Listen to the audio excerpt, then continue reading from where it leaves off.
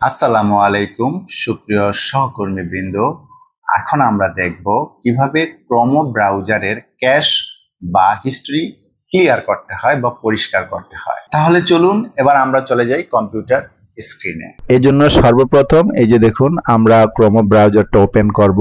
Open করার পরে এই যে দেখেন ডান দিকে ডান দিকে উপরে থ্রি ডট আছে, আমরা থ্রি ডটে ক্লিক করব। থ্রি ডটে ক্লিক করে আমরা নিচে চলে আসব, এসে এই যে সেটিংসে আমরা ক্লিক করব।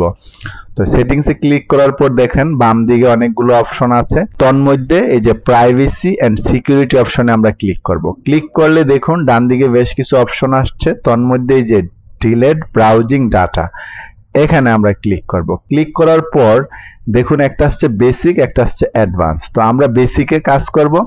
প্রথমে আছে টাইম রেঞ্জ, এটা অল টাইম সিলেক্ট করে আপনারা এই যে এখানে ডিলেট ডাটাতে ক্লিক করবেন। ডিলেট ডাটাতে ক্লিক করলেই আমাদের এই গুগল ক্রোম ব্রাউজারে যত ধরনের ক্যাশ বা হিস্টরি ছিল সব পরিষ্কার হয়ে এটা ফ্রেশ হয়ে যাবে।